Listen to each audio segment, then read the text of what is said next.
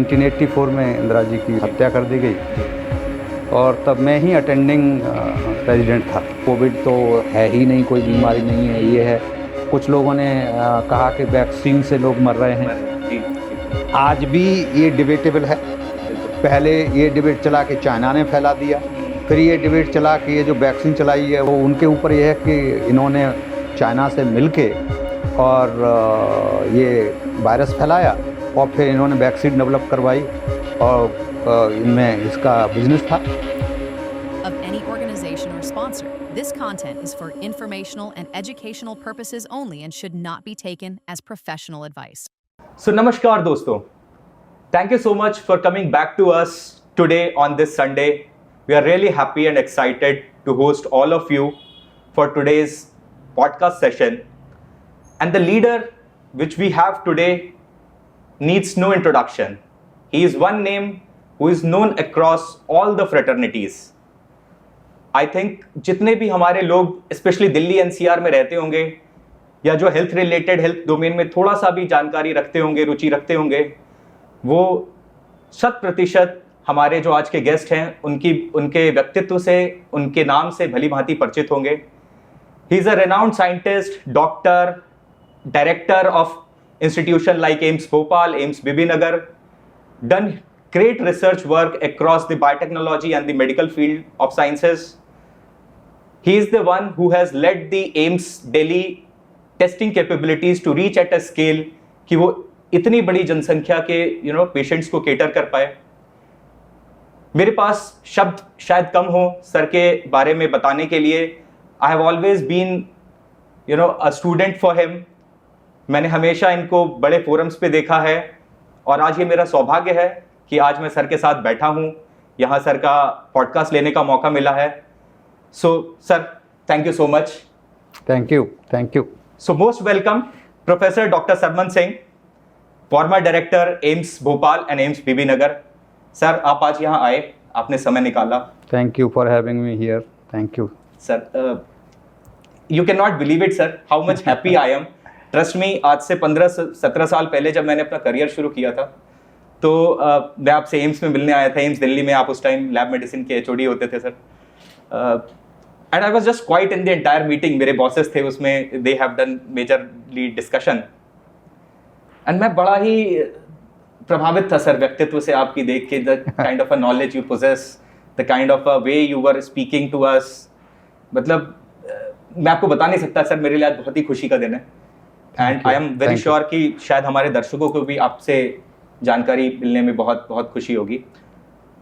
So just to start sir, अगर थोड़ा सा आप सर अपना ब्रीफ दे पाएं, कैसे शुरुआत की, कहाँ से आए हैं sir, just to for the introduction sir. जी। Thank you once again. तो मैं बेसिकली यूपी में अलीगढ़, आई एम श्योर सब लोग जानते होंगे, AMU की वजह से लोग जानते ही हैं जी। और अब उसी में से मेरा तो सारी एजुकेशन अलीगढ़ डिस्ट्रिक्ट और तब था, लेकिन शायद सब लोगों को पता होगा यूपी में फिर डिवीजन्स हुए, डिस्ट्रिक्ट्स बने जी। तो अब जो हमारा एक बहुत छोटा सा गांव है, टाइनी, जिसकी पॉपुलेशन अबाउट अभी भी 150 के लगभग है, तो वो अब हाथरस डिस्ट्रिक्ट में आता है।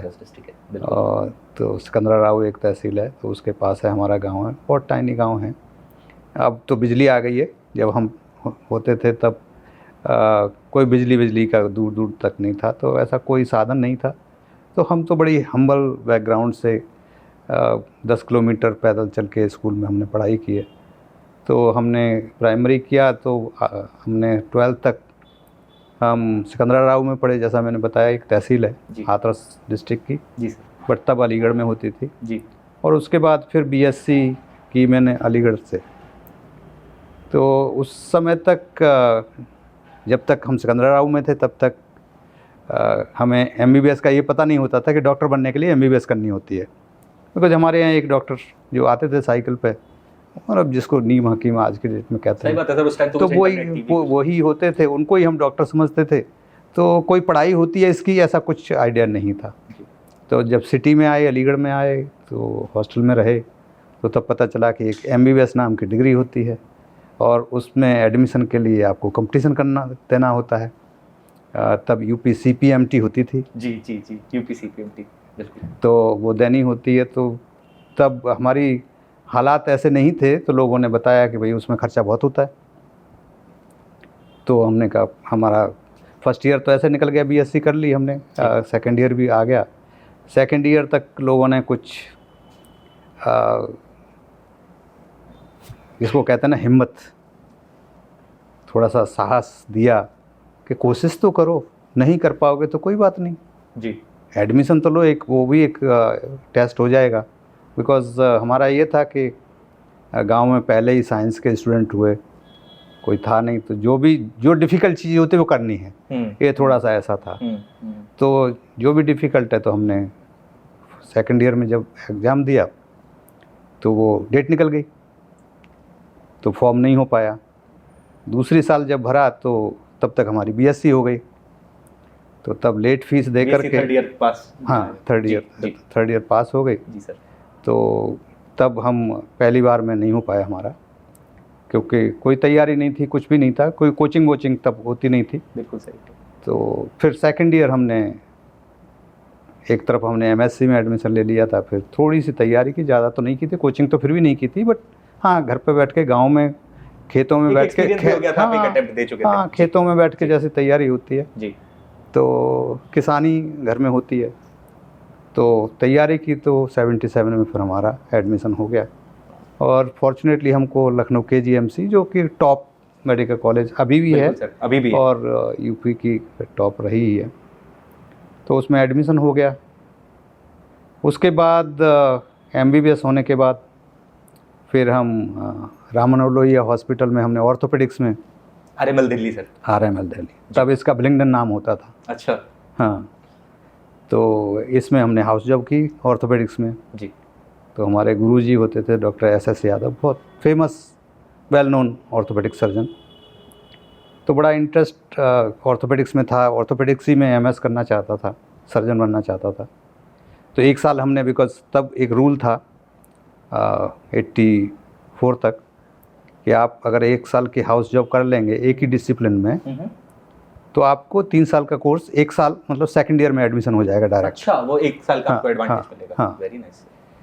तो हमने बिकॉज बनना था तो वो उसमें कर लिया, लेकिन अनफॉर्चुनेटली हुआ क्या कि तभी शायद ज़्यादातर श्रोताओं को पता ही होगा कि 1984 में इंदिरा जी की वो हो गया, हत्या कर दी गई जी। और तब मैं ही अटेंडिंग रेजिडेंट था, जो सतवंत सिंह का, केहर सिंह का, जी, तो सतवंत सिंह, केहर सिंह वहीं लाए गए थे। तो केहर सिंह की तो ब्रॉड डेथ जो हो गया था, डेथ हो गई थी उसकी। दूसरा सतवंत सिंह था, तो उसको बिकॉज फ्रैक्चर वगैरह थे, तो मैं अटेंडिंग उसका सर्जन था इमरजेंसी में। तो जब किया उसके बाद सब लोगों को पता ही है कि रॉयट्स हुए जी, एंड उसके बाद आई थिंक यहाँ प्लेटफॉर्म नहीं है, बट जो भी हुआ, बट तो मरीज़ बहुत सारे उस तरह के एडमिट होने लगे जी। तो जब एडमिट होने लगे तो उनमें बहुत सारे लोगों में इन्फेक्शन होने लगे, राइट्स की वजह से, जो हाँ, जो बूंड इन्फेक्शन जिनको कहते हैं, बूंड इन्फेक्शन, बिकॉज कुछ जलाए गए थे, कुछ कीचड़ में पड़े रहे, 3-3 दिन तक पड़े रहे कटे हुए, उनको बाद में किसी ने ढूंढा तो निकल के आए। तो यू नो बहुत पैथेटिक, बहुत ब्लैक चैप्टर, वो यहाँ नहीं बताना चाहते हम। जब एनीवेज तो वो इन्फेक्शन वगैरह होने लगे, तो उनमें एक स्टिल आई रिमेंबर कि एक लड़की थी, तो बड़ी उसकी मैंने बड़ी देखभाल अच्छी तरह से की थी। उसको एम्पुटेशन करना पड़ा था हमको, दोनों टांगें काटनी पड़ी थी, बट जो टांगें काटने के बाद जो वुंड इन्फेक्शन हो जाता है, तो उसमें इन्फेक्शन हो गया, और उसमें इन्फेक्शन हो गया तो उसमें स्यूडोमोनास तब कम ही लोग जानते थे, क्योंकि माइक्रोबायोलॉजी का कोई कॉन्सेप्ट नहीं था तब। तो उसका कल्चर आया, लेकिन तब तक हमारी यूनिट चेंज हो गई। अच्छा, ऑर्थोपेडिक्स से नहीं, ऑर्थोपेडिक्स में ही डॉक्टर SS यादव से दूसरी यूनिट में चले गए। ओके। तो बेड होते हैं हर रेजिडेंट के अपने, जैसे कंसल्टेंट के होते हैं जी, उसी तरह सीनियर रेजिडेंट के, फिर कंसल्टेंट के नीचे जो भी होता है उसी यूनिट में उसके यूनिट के होते हैं। तो हम दूसरे यूनिट में चले गए। तो वो टर्निंग पॉइंट था मेरी लाइफ का, कि जब 7 वाला बेड, वहाँ तक मेरा बेड है, दूसरे में जो जहाँ वो लड़की है वो दूसरे किसी यूनिट का आ गया। तो वो रोज़ाना देखती थी कि आप मेरा क्यों नहीं करते हैं। तो मैंने बताया उसको, बेटा मैं इसलिए नहीं करता कि कोई अब मेरी यूनिट चेंज हो गई है। तो वो और उसके एक ही बहन रह गई थी, बाकी सारे परिवार उसका जा चुका था। तो जो वो उसमें जो मैंने उसकी सेवा की थी उसको याद करके वो बहुत रोती थी कि आप मेरा कर्ज ये तो कोई नहीं कर रहे। मीन्स तो हम तब तो नेचुरली ज़्यादा समझते नहीं, बट ये समझते हैं कि भाई ये कई बार मरीज़ कंप्लेंट भी करता है किसी की, हमारे कलीग की। तो बट एक हमारा एथिक्स भी होती है कि जो दूसरे डॉक्टर के अंडर में है तो आप उसकी ना बुराई सुन सकते हैं ना कह सकते हैं। बिल्कुल सही है सर। लेकिन आप उसको कुछ कर भी नहीं सकते, बिकॉज एथिकली अगर कुछ हो जाएगा तो आप रेस्पॉन्सिबल नहीं हो सकते, वही रेस्पॉन्सिबल होगा, तो नहीं कर सकते। अनफॉर्चुनेटली वो लड़की फिर मर गई बिकॉज ऑफ इन्फेक्शन, सेप्टिसीमिया हो गया उसको। तो वो एक मेरे बड़ा दिल को ठेस लगी कि इन्फेक्शन की वजह से मर गई, अगर मैं इसकी केयर करता तो शायद ये बच जाती। तो फिर मैंने माइक्रोबायोलॉजी का इन्फेक्शियस डिजीज़, तब मेरे दिमाग में अमेरिका की किताबें पढ़ते थे हम जी, इंडियन किताबें तो होती नहीं थी जी जी। तो इन्फेक्शियस डिजीज़ एक डिसिप्लिन होता है अमेरिका में, हम जानते थे। तो फिर मुझे लगा कि इन्फेक्शन से लोगों को नहीं मरना चाहिए, इन्फेक्शियस डिजीज़ में करना चाहिए। तो इन्फेक्शियस डिजीज़ जब बात की तो हमने माइक्रोबायोलॉजी में पीजीआई चंडीगढ़ में अप्लाई किया। फॉर्चुनेटली वहाँ हो गया पहली बार में। यहाँ कोई सीट नहीं थी दिल्ली में, एम्स में, टॉप में ही जाना था, टॉप इंस्टीट्यूट में। तो पीजीआई में हमारा हो गया। लेकिन आप बिलीव नहीं करेंगे कि 6 महीने तक हमको लगा कि ये तो हम जो सोच के आए थे वो तो ये माइक्रोबायोलॉजी कुछ होती नहीं। तो आप जब आए तब वो काफ़ी माइक्रोबायोलॉजी सुधर गई है, पर्टिकुलरली HIV एड्स के बाद, बिकॉज आप लोगों का तो आना है HIV एड्स के बाद हुआ है जी। HIV एड्स से पहले माइक्रोबायोलॉजिस्ट की औकात कुछ होती नहीं थी। ये किस टाइम की बात है sir? 84-85 microbiology was absolutely zero, मतलब वही ज़्यादा होता है। पीजीआई तो पीजीआई थी इसलिए, बट बाकी जगह तो मेडिकल कॉलेज में तो पैथोलॉजिस्ट चलाते थे, कुछ होते नहीं थे। ये एसजी पीजीआई लखनऊ की बात कर रहे हैं? नहीं, पीजीआई चंडीगढ़। तब एसजी पीजीआई तो बनी भी नहीं थी। ठीक सर। तो तब फिर हमने कहा कि हम नहीं कर पाएंगे ये, तो हम तो इन्फेक्शियस डिजीज़ के सोच के आए और हम मरीजों को ट्रीट करना चाहते हैं वो। एनीवेज फिर हमारे टीचर अच्छे थे, तो वो करते करते 5-6 महीने निकल गए। उसके बाद फिर हमारे पास पोस्ट भी थी कुछ जाने की, बट उन्होंने समझाया कि देखो पीजी करनी है और तुम्हें माइक्रोबायोलॉजी करके तुम्हारा सपना है एम्स में जाना है वापस। मेरा सपना था कि एम्स में मुझे नौकरी करनी है। अच्छा, ये विजन आपका सर क्लियर था शुरू से? क्लियर था। तो उन्होंने कहा देखो दूसरे किसी क्लिनिकल डिपार्टमेंट में हो जाएगा तो तुम्हारे चांसेस बहुत कम हो जाएंगे, लेकिन माइक्रोबायोलॉजी करके तुम्हारे 90% चांसेस हैं कि तुम्हें एम्स मिल जाएगी। बिकॉज़ वो स्टार्टिंग थी माइक्रोबायोलॉजी की। हाँ, और वो कहीं तक सच हुआ। फिर सीनियर रेजिडेंसी हमने पीजीआई से नहीं की, हम यहीं आ गए। ओके। उसमें बड़ी स्टोरी है, वो खैर हम यहाँ नहीं बताएंगे। एनीवेज खैर सीनियर रेजिडेंसी में हो गया और उसके बाद हमारा सपना जो था कि हमको एम्स में नौकरी करनी है, तो सीनियर रेजिडेंसी के बाद हमारा फॉर्चुनेटली हम अमेरिका ट्रेनिंग पे गए। अच्छा। उसके बाद हमारा कुछ बायोडाटा अच्छा बन गया, हमने लैंसेट में पेपर छाप दिया सीनियर रेजिडेंसी में। सीनियर रेजिडेंसी जब तक मेरी ख़त्म हुई तब तक 11 पेपर मेरे आ चुके थे।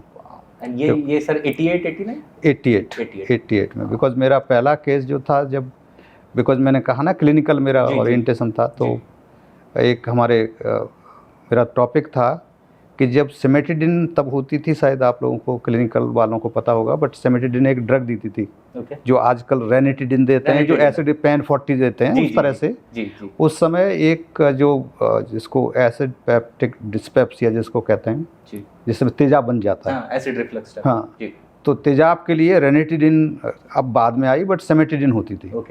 वो H2 रिसेप्टर एंटागोनिस्ट होती है। तो उसकी वजह से पेप्टिक अल्सर में तो बड़ा फ़ायदा होता था लोगों को, बड़ा अच्छा नई ड्रग आई थी। उससे पहले तो पीने वाली दवाई होती थी बस वही। तो जब आई दवाई तो लेकिन उसके दुष्प्रभाव होने लगे। अच्छा, सिमेटिडिन के। तो उससे जो मेरा टॉपिक था कि सिमेटिडिन के मरीजों में कौन से इन्फेक्शन ज़्यादा होते हैं। तो हमारा एक मरीज़ जो बहुत इंटरेस्टिंग मरीज़ था, और उनके साथ ऐसा हुआ कि वो मरीज़ ऐसे बन गए हमारे कि आखिरी उनकी सांस तक उनको हमारा ऐसे संबंध रहा। अभी तो वो चले गए, बट हमारा लगभग सोचिए आपके लगभग 30 साल तक हमारा साथ रहा। 20 में उनकी डेथ हुई है। अच्छा, वो एक बीमार रहे, काफ़ी बीमार। तो गैस्ट्रिक का उनको अल्सर था, अल्सर में कैंडा ग्रो हो गया था। तो सिमेटिडिन से तो ट्रीटमेंट शुरू में लगा और उसके बाद फिर कोई आराम नहीं मिल रहा था। तो एंडोस्कोपी वगैरह हमने करके देखी, तो एंडोस्कोपी में क्लियर पता चल रहा था। तो उसमें फिर इंटरेस्ट आने लग गया हमको। और उसी दरमियान में वो जो मरीज़ थे, सहारनपुर के मरीज़ थे, तो वो जब उनको फ़ायदा मिल गया, फिर जो हमारे बॉस थे उन्होंने मना कर दिया कि ठीक है अब तो आप घर पे हैं। तो वो एक दिन अपने बीवी बच्चों सबको लेकर के मेरे हॉस्टल में पहुंच गए। अच्छा। जहर लेकर के, जहर की पुड़िया, अरे बाप रे। कि आप मेरा इलाज नहीं करेंगे तो मैं तो मर रहा हूँ यहीं पर। Oh my God. आपने उनका इलाज किया, फिर वो ठीक हो गए? ठीक हो गए। तो हमारे कंसल्टेंट ने, बिकॉज हम तो जी। जूनियर रेजिडेंट ही थे, जी जी तो हमारे कंसल्टेंट डॉक्टर वो थे, कोचर थे, जी। तो उन्होंने मना कर दिया कि ठीक है आप घर पे ही आप रहिए और ये परहेज़ कीजिए। परहेज़ नहीं किया होगा, कुछ हो गया होगा। ठीक है। तो वो आकर के मेरे से, आपके हॉस्टल आ मतलब गए? मैं मरीज़ को जब भी देखता था तो बड़ा पर्सनली देखता था, जी, मतलब जी। बहुत क्लोजली, ऐसे नहीं कि as a doctor, but doctor means personal touch. तो वो इतने क्लोज हो गए, तो वो सारे उनके जा कर के मेरे हॉस्टल पर सुबह सुबह देखा, दरवाज़ा नॉक किया, 2 बच्चे उनके और वो हस्बैंड वाइफ। And आप उस टाइम एम्स हॉस्टल में ही रहते थे? नहीं नहीं, तब तक मैं बता रहा हूँ वो उसकी इंटरेस्ट कैसे माइक्रोबायोलॉजी में जो आ गया, जी, 6 जी। महीने तक नहीं था, जी सर। वो बाद में हो गया। मैं पीजीआई की बात कर रहा हूँ, अच्छा, पीजीआई। की बात है। ठीक ठीक। तो उसी दरमियान हमने उनकी जो स्टडी हुई, फिर दूसरे किया, तो 7 पेपर तो वहाँ से निकल गए, थीसिस थे हमारी। कुछ हमने एम्स में सीनियर रेजिडेंसी में 3-4 हमने यहाँ से कर दिए, इंक्लूडिंग लैंसेट में, तो 11 पेपर हो गए। तो हमारा जो कंटेंडर जो दूसरे थे वो एडॉक पे काम कर रहे थे, लेकिन हमारा सिलेक्शन हो गया, जो हमने कभी सोचा नहीं था। जी। बट सपना तो था, जैसा मैंने बताया आपको कि एम्स में नौकरी करने का। आपने मेहनत की सर उसके हाँ, लिए। जी। तो एम्स में नौकरी करना मेरा सपना था। तो वो फिर हमारी फैकल्टी पोजीशन हो गई और उसके बाद हम आपके सामने। बहुत ही सर एस्पायरिंग जर्नी है, टू बी ऑनेस्ट। मतलब एक हाथरस सर मैं जानता हूँ, और मैं मतलब 15-20 साल पहले, और अभी भी मुझे लगता है Hathras I think Tier 3 city भी नहीं बोल सकते हम उसको, राइट? बिल्कुल। एंड वहाँ के एक छोटे से गांव से आकर आपने सर एम्स जैसे इंस्टीट्यूशन में लैब मेडिसिन जैसे डिपार्टमेंट को एस्टैब्लिश किया, माइक्रोबायोलॉजी के one of the top beginners में थे। आज sir thanks to covid I think सारी ऑडियंस, सारी जनता, सभी लोग वाकिफ़ है कि माइक्रोबायोलॉजी की या सूक्ष्म जीवों की, बैक्टीरिया, वायरसेस की क्या इंपॉर्टेंस है, कितना ज़्यादा प्रभाव वो हमारे समाज पे दे सकते हैं। एंड आप लोग उन लोगों में से हैं सर जिन्होंने उसके रोकथाम के लिए एक पूरा इंस्टीट्यूशनलाइज डिपार्टमेंट बनाया देश में। I think AIIMS microbiology, PGI microbiology, they are renowned departments, renowned institutions all across, not only in India but I think across the world. And at such an early age, 11 papers, 1 in Lancet, such a close relationship with patients. ये sir इतनी energy, इतनी zeal कैसे, मतलब मैं sir समझना चाह रहा हूँ, because I meet lot of youngsters nowadays, and I am sure आपने भी जब लोगों से बात करते होंगे, वो ज़ील सर जो पुराने लोगों में दिखती थी पढ़ने के प्रति, देश के प्रति, कुछ कर गुजरने के प्रति, वो ज़ील कहीं ना कहीं मुझे लगता है युवाओं में थोड़ा सा मिसलीडिंग हो रही है या मिसिंग हो रही है सर। हाँ, मैं बिल्कुल इस मामले में बिल्कुल आपने सही कहा। और मेरे जो, क्योंकि इसमें जो ऑडियंस होगी, जो लिसनर होंगे, वो आई होप कि सब तरह के होंगे, और जो थोड़ा सा एलाइट ग्रुप के हैं वो इसको अदरवाइज़ ना लें। बट जो आपने क्वेश्चन किया कि जो झील और कनेक्ट जो पेशेंट से, जी, आज भी जो गरीबी से उठ के जो डॉक्टर बन रहा है उसमें आज भी कनेक्टिविटी है, क्योंकि उसने जो एक मरीज भी एक तरह से गरीबी हो जाता है, हेल्पलेसनेस को ही गरीबी कहते हैं। बिल्कुल सही बात है सर, बिल्कुल आप सही बात है। या तो हेल्थ से गरीब हैं, पैसे से गरीब हैं, बिल्कुल, तो बिल्कुल। किसी तरह से, तो जब जिसने किसी भी तरह की जो उस तरह के हार्डशिप देखी हो, जी, जिसको आप गरीबी कह सकते हैं जी, या जो इल हेल्थ कह सकते हैं, तो वो देखा हो तो कहीं ना कहीं कनेक्ट करता है अपने आप को, वो दर्द महसूस कर सकते। दर्द महसूस करता है। तो वो एक रीज़न था कि मरीजों के साथ मेरा बहुत अच्छा रहता था। कितने मरीज आज भी मेरे फैमिली मेम्बर हैं, अभी द्वारका में भी उसी ज़माने से।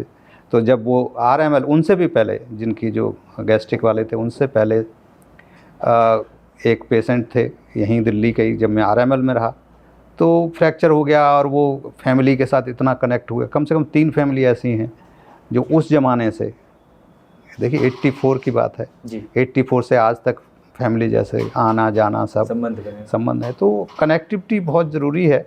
और मुझे आज भी लगता है कि हमारे डॉक्टर्स के कहीं ना कहीं जो प्रोफेशनल, जो आपने टच बेस किया जिस चीज़ को, बहुत इम्पोर्टेंट बात है कि जो आज के जो हमारे डॉक्टर्स हैं उनमें वो कनेक्टिविटी काइंड ऑफ कम होती जा रही है। और उसके लिए ये एनएमसी ने भी इस बात को रियलाइज़ किया और एनएमसी ने उसके लिए एक कोर्स, एक अलग से सिलेबस में एक कोर्स किया जिसको एटकॉम कहते हैं। ओके। सो जिसमें एटीट्यूड कैसा है बात करने का, मरीज़ से कैसे बात करते हैं या आप बात कैसे करते हैं, वॉल्यूम कैसा है, ये सारी चीज़ें जो, क्योंकि कई बार आपको मरीज़ को से फॉर एग्जांपल कैंसर है, उसको डेथ होगी, लेकिन डॉक्टर को एनएमसी ने करके, पहले डॉक्टर हम लोगों को पढ़ाया जाता था बट अब जो किताबों में तो बहुत सारी चीज़ नहीं मिलती हैं। जब तक आपने बिगनिंग में कहा कि एक मेंटरशिप बहुत ज़रूरी है जी।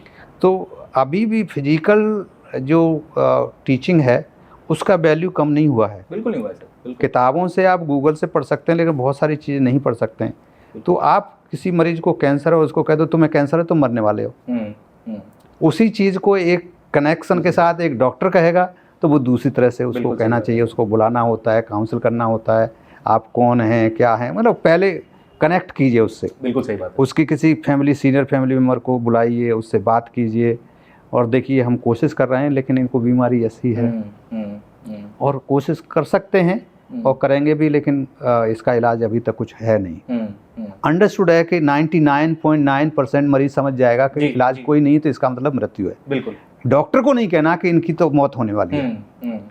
तो ये चीज़ें भी बिल्कुल, तो ये चीज़ें भी एनएमसी में हम लोग पढ़ाते हैं जब, तो कहते हैं कि इसी चीज़ को आपका कहने का तरीका, जो टोन कैसी है जी, उसी चीज़ को कहिए कि ये, जैसे मैंने बताया कि हमें कहना चाहिए कि इनको ये बीमारी है, लाइलाज बीमारी है, हम कोशिश कर रहे हैं।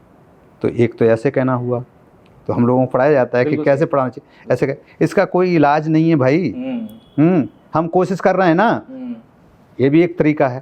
तो वो एक उसमें एटकॉम जो कोर्स बनाया है एनएमसी ने, बहुत अच्छा बनाया है। उसमें आपका बात करने का एटीट्यूड क्या है, आपकी टोन क्या है, आपका कनेक्टिविटी कितनी पेशेंट से हो रही है, तो आप बात करें। तो पुराने ज़माने में ही कहते थे कि डॉक्टर से बात करने में 50% मर्ज ठीक हो जाती है। बिल्कुल सही। वो अनफॉर्चुनेटली, मैं अपने जो डॉक्टर जो सुन रहे होंगे तो उनके लिए आई एम सॉरी, बट वास्तविकता ये है, सारे सीनियर डॉक्टर जानते हैं, जूनियर्स को भी हम लोग पढ़ाने की कोशिश करते हैं, बट फास्ट लाइफ इतनी हो गई है कि उसमें हो नहीं पाता है ये।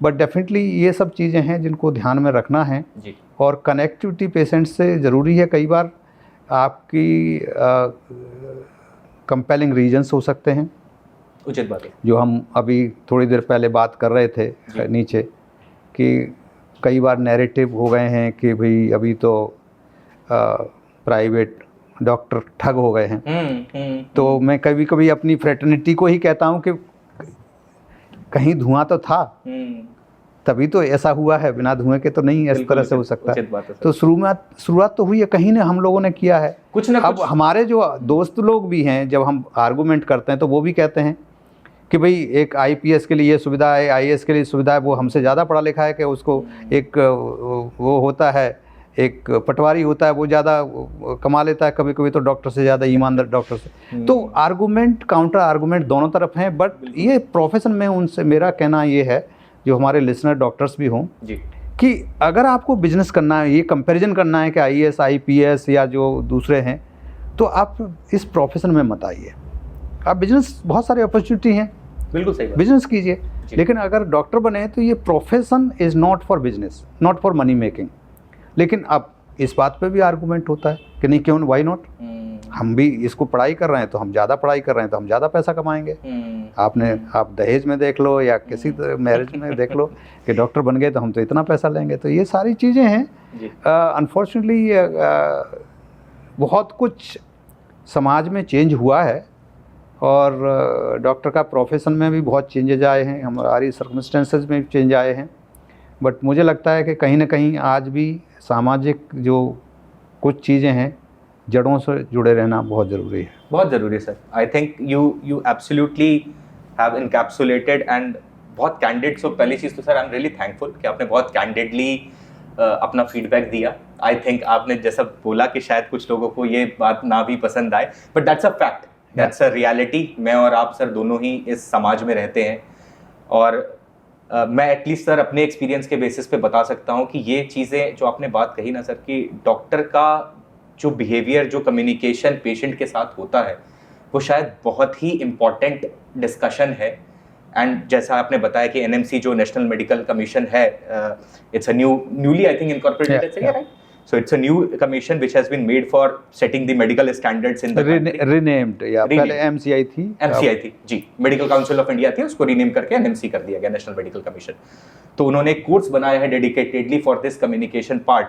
तो I think they also understand the importance of doctors communication to a patient. ये शायद जीने मरने या एक हौसला देने जैसा, एक संतावना देने जैसी बात है। और सर बहुत अच्छी बात आपने दूसरी कही कि जो लोग निचले तबके से उठकर आए हैं उनको वो उस दर्द का शायद ज़्यादा बेहतर एहसास है। जो लोग शायद ऊपर के तबके से बड़े बन गए हैं तो शायद उन्हें उस लेवल की ग्राउंड रियलिटी से वो वाकिफ नहीं है या नहीं समझ पाते हैं, ठीक से कनेक्ट नहीं कर पाते हैं, राइट? बिल्कुल उचित बात है सर, आई थिंक। एंड जिस तरह से आपने अपना एक्सपीरियंस शेयर किया, जिस तरह से आपके कनेक्ट थे, I think this is something which is a role model for today's doctors, today's clinicians, today's medical fraternity people, कि पेशेंट को सिर्फ पेशेंट की तरह से ही ना देखें, उसको एक इंसानी रूप से भी देखें, उसको हर संभव मदद करने का प्रयास करें, और यदि कुछ नहीं कर सकते तो एटलीस्ट एक अच्छी तरह से उसको समझाने का प्रयास करें। एम्पैथी जरूरी है, एम्पैथी जरूर दें। नहीं sir, beautifully summarise sir, beautifully summarised. I think इससे बहुत सारे लोगों को एक सीख भी मिलेगी, मैं ऐसा समझता हूँ। People like you who have done the who have experience in the institutional building, leading large team of doctors, clinicians, handling thousands, probably lakhs of patient. I think AIIMS Delhi, AIIMS Bhopal में जानता हूँ सर, लाखों patients आते हैं daily, और उस जैसे institutions के आप head of the department, director रहे हैं, तो आई थिंक आपसे बेहतर उस एक्सपीरियंस को साझा करने के लिए शायद कोई और व्यक्ति नहीं होगा। एंड मैं सर एक चीज़ और पूछना चाहूँगा कि माइक्रोबायोलॉजी की, जैसे आपने बताया कि कैसे स्टार्ट हुई 85-86 के बाद से, और आज जिस जगह पर हम हैं, हमने अभी बहुत रिसेंटली 2020 में कोविड जैसी आपदा हमारे देश ने, दुनिया के बहुत सारे देशों ने उसका बहुत बड़ा इम्पैक्ट झेला है, और शायद काफ़ी लोग तो आज भी उस इम्पैक्ट से, जिन्होंने अपने लोगों को खोया है, उबर नहीं पाए हैं। And it's, I think everybody knows कि it's caused by a virus called, you know. तो सर आपके हिसाब से मैं आपका पर्सपेक्टिव जानना चाहूँगा कि मुझे लगता है कि ऐसा पॉसिबल नहीं है कि भविष्य में कोई इस तरह की आपदा नहीं हो सकती। Now everybody knows it's a very common thing कि हम कभी भी इस तरह के इवेंट से गुजर सकते हैं। सो आपके हिसाब से what are the precautions as a country, as a medical institution, as a medical infrastructure, क्योंकि आप उस ओहदों पे काफ़ी समय काम किया है आपने सर, किस तरह की हमें प्रिपेयर्डनेस रखनी चाहिए कि ताकि अगर नेक्स्ट कोई कोविड जैसा पेंडेमिक आता है तो हम एज अ कंट्री बहुत अच्छे से उसको हैंडल करने की सिचुएशन में हो?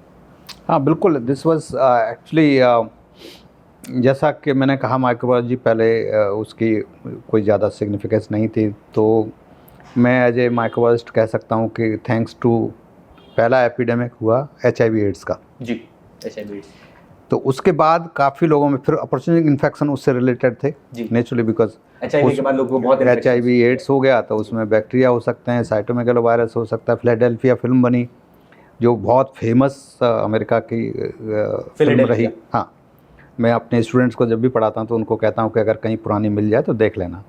तो दैट इज़ वंडरफुल मूवी। तो उसकी वजह से जो टेस्टिंग और वेरियस इन्फेक्शंस जो अपॉर्चुनिटी जिनको कहते हैं, पहले नॉर्मल आदमी में वो इन्फेक्शन नहीं करते, बीमारी नहीं करते, लेकिन जब इम्यूनो कम्प्रोमाइज हो जाता है तो उसमें हो जाता है। तो ये सारी टेस्टिंग हुई, फिर लैब्स बनी, बायोसेफ्टी कॉन्सेप्ट आया। पहले बायोसेफ्टी कॉन्सेप्ट नहीं था, कोई भी कहीं भी कुछ टेस्ट कर देता था।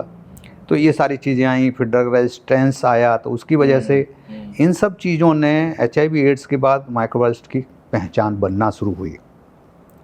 और बनते बनते जो सेकंड एपिडेमिक, जो मेजर एपिडेमिक जो आया, बाकी छोटे मोटे आते रहते हैं, बट मेजर एपिडेमिक आया वो कोरोना का आया, जो आपने बिल्कुल सही कहा।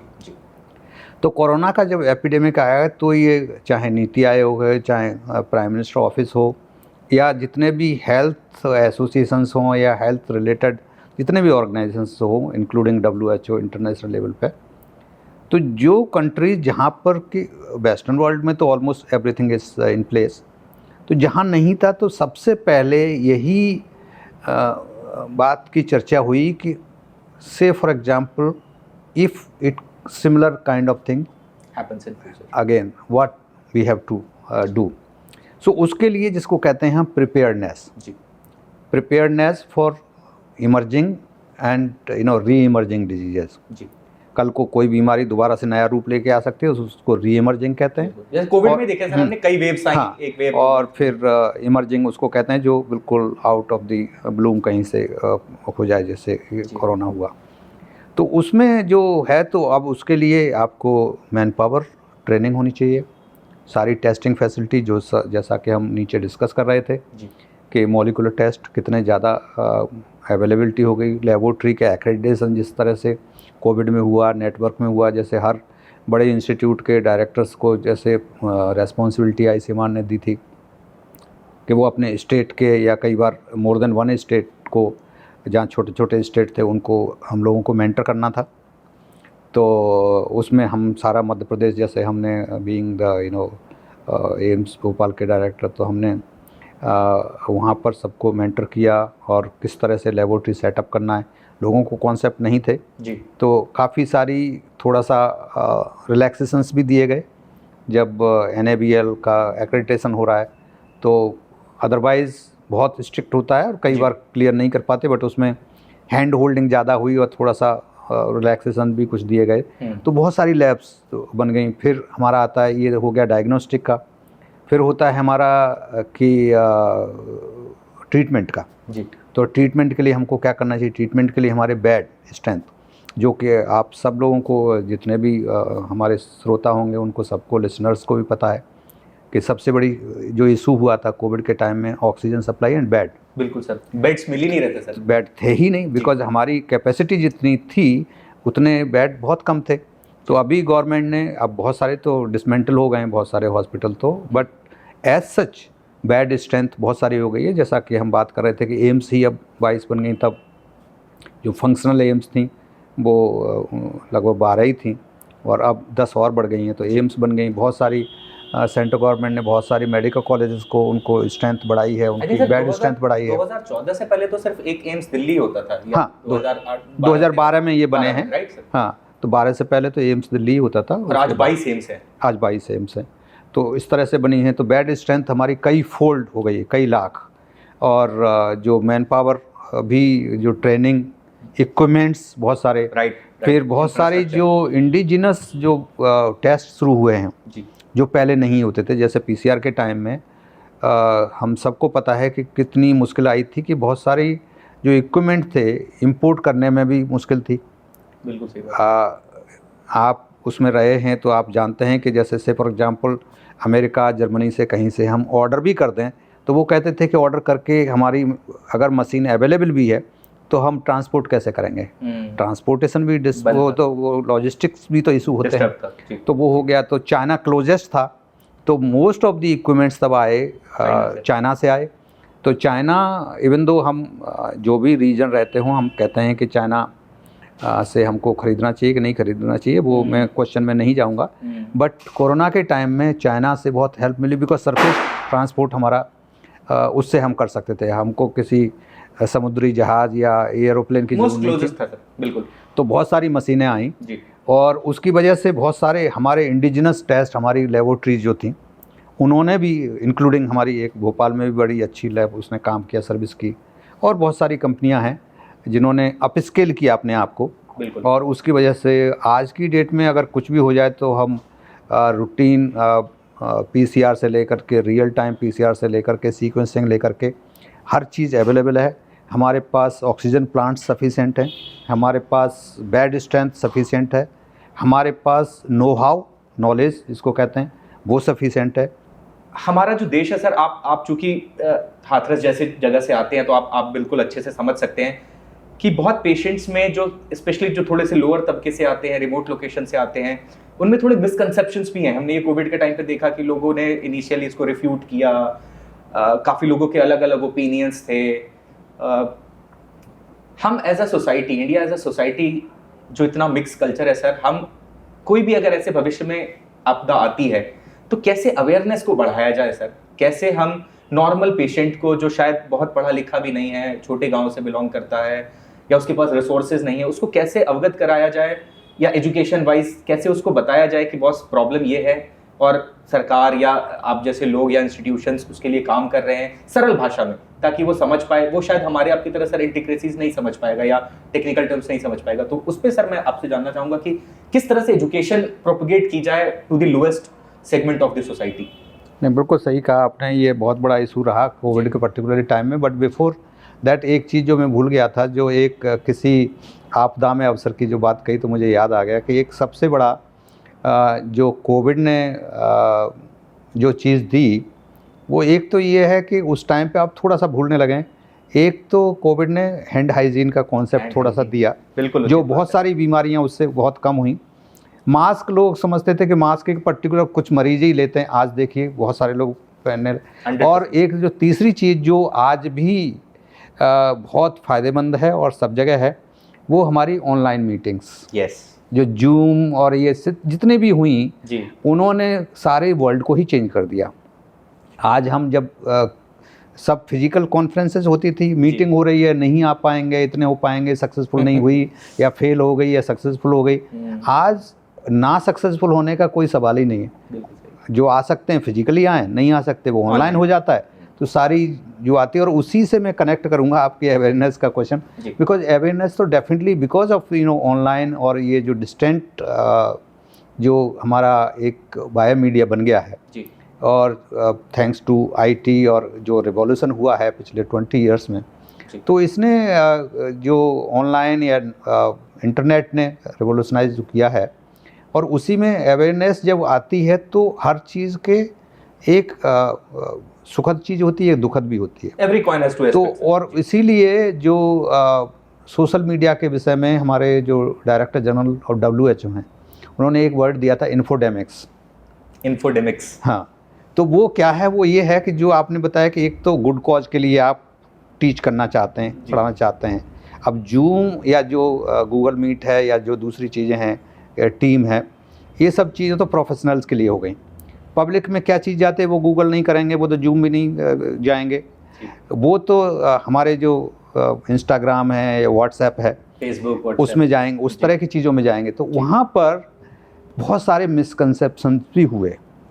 और हम ये ह्यूमन नेचर है कि एक किसी ने कुछ बैड एक्सपीरियंस डाल दिया तो वो ज़्यादा सर्कुलेट होगा रादर देन एक और उसमें भी जो कॉमन मैन से जितने भी जिसको कहते हैं मैसेजेस या मीम्स हो या जो भी मैसेज जो डाले, वो बहुत ज़्यादा एक फायर की तरह से गए रादर देन डॉक्टर्स के या जो क्वालिफाइड लोग थे उनके वजह से। तो उसमें हमने देखा कि बहुत सारे लोगों में ये भ्रम था, जो आपने बिल्कुल सही कहा कि कोविड तो है ही नहीं, कोई बीमारी नहीं है, ये है। कुछ लोगों ने कहा कि वैक्सीन से लोग मर रहे हैं। जी, आज भी ये डिबेटेबल है।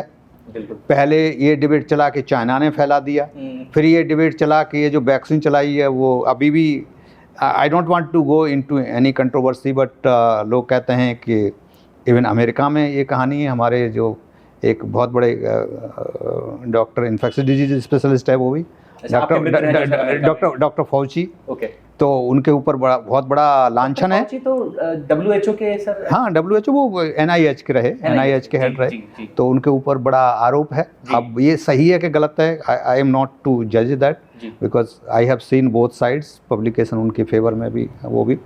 तो उनके ऊपर ये है कि इन्होंने चाइना से मिलके और ये वायरस फैलाया और फिर इन्होंने वैक्सीन डेवलप करवाई और इनमें इसका बिजनेस था।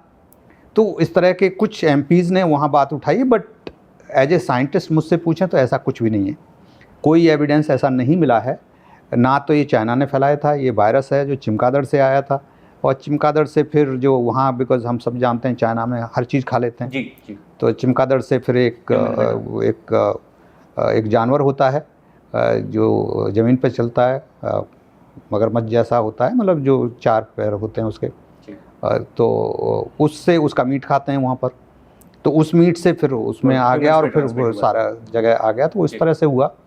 और वैक्सीन, जितने भी वैक्सीन बनी हैं वो गुड कॉज के लिए बनी हैं। वैक्सीन के अपने कॉन्सेप्ट होते हैं और इम्यूनोलॉजिकली वेल नोन रीजन होते हैं, बट जो भी जल्दी में बनाई गई, ट्रायल पूरे नहीं हुए, उसके भी अपने कारण थे, बिकॉज तब इतनी इमरजेंसी थी। तो हर चीज़ जो की जाती है, हर चीज़ में लोग कुछ न कुछ नेगेटिव भी ढूंढ लेते हैं। सही बात है सर। तो अभी यस इट इज़ ट्रू कि जब वैक्सीन लगी तो वो वैक्सीन की वजह से हुए हार्ट अटैक ज़्यादा या कोविड की वजह से हुए, इसमें कोई डाउट नहीं है। There is a data available कि हार्ट अटैक्स कोविड के बाद ज़्यादा हुए। अब वो बिकॉज ऑफ वैक्सीन हुए या एज सच हुए, जब तक बहुत सारे ट्रायल अभी भी चल रहे हैं कि जिन्होंने वैक्सीन नहीं ली थी उनमें क्या हुआ, तो उनमें भी बहुत सारी चीज़ें चल रही हैं। तो सो फार अभी तक जो एविडेंसेस आए हैं वो कोविड एज सच ज़्यादा पॉजिटिव एजेंट रहा है एज़ कम्पेयर टू वैक्सीन। तो लेकिन ये जो डिबेट चलते रहते हैं, बट मैं श्रोताओं को ये कहना चाहूँगा कि कई बार आप लोग जिसको कहते हैं हम व्हाट्सएप यूनिवर्सिटी नाम दे दिया गया है, तो उससे ज़्यादा बहुत सारी चीज़ें गलत चीज़ें भी सीख लेते हैं। तो तोलिए और तोलने के बाद ही निष्कर्ष निकालिए।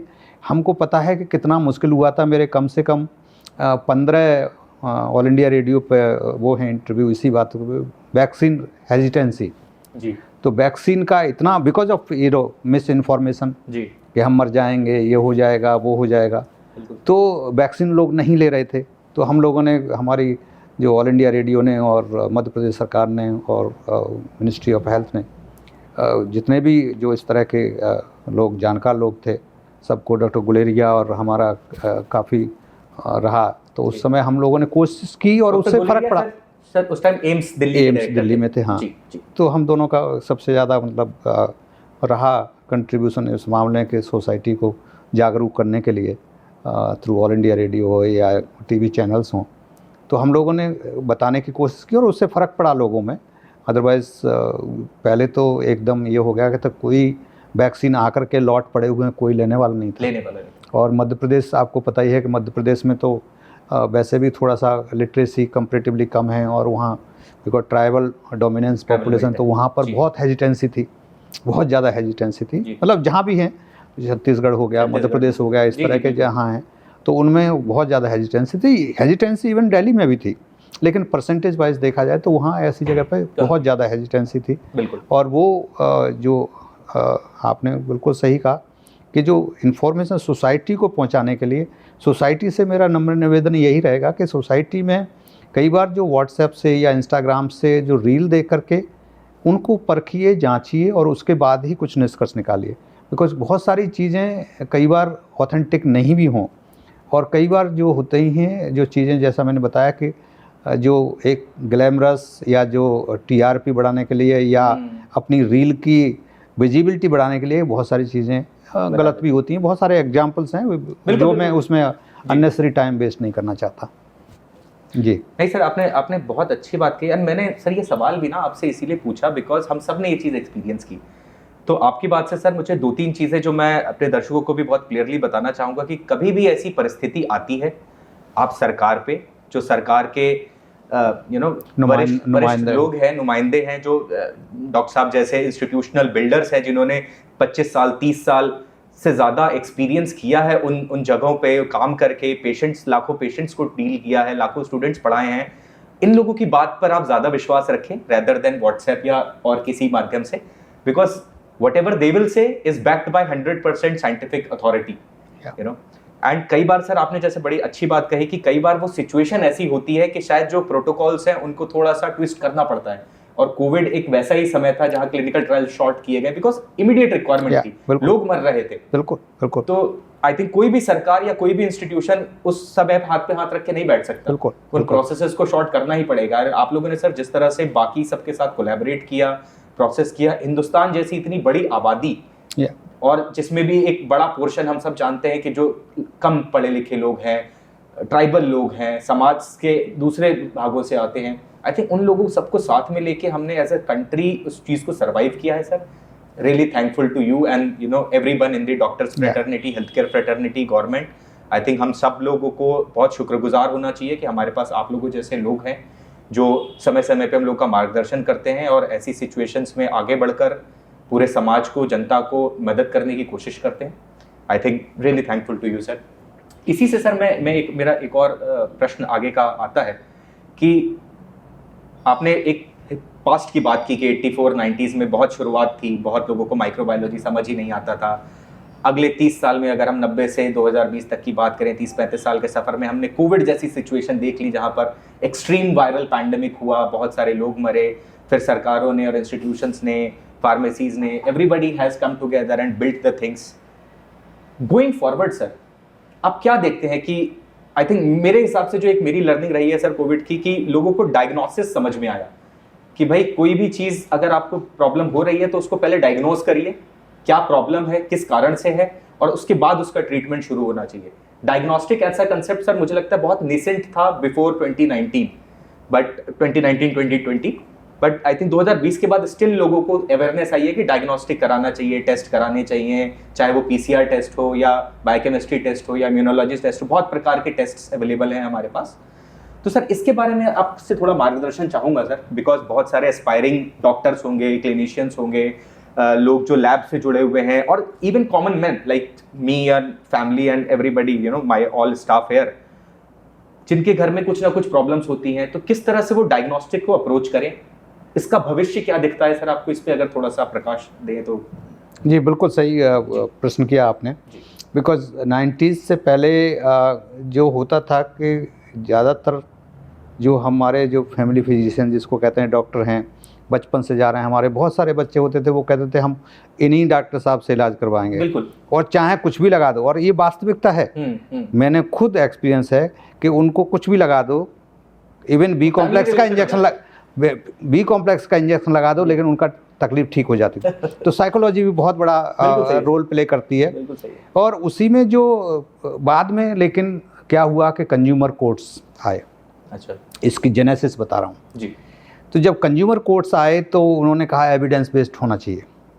आपने किस बेसिस पे दवाई दी, आप कितने ही बड़े डॉक्टर हैं, आपका सिक्स सेंस कह रहा है कि नहीं इसको ये बीमारी है, लेकिन कोर्ट नहीं मान रहा। क्या आपने सिक्स सेंस हम नहीं मानते, एविडेंस क्या है, किस आधार पे बताया, किस आधार पे बताया। अब बहुत सारे डॉक्टरों का एक्सपीरियंस होता है, बहुत सारी चीज़ें आपको एक्सप्लेन नहीं की जा सकती, बहुत सारी की जा सकती हैं कि इसमें ये था ये था ये था। Sometimes you have to you know just six sense से आपको लगता है कि ये फैमिली फिजिशियंस को बहुत सारी चीज़ें पता। तो जब कंज्यूमर कोर्ट्स आए तो उन्होंने एविडेंस की बात की, और फिर evidence based medicine western world में आ गई।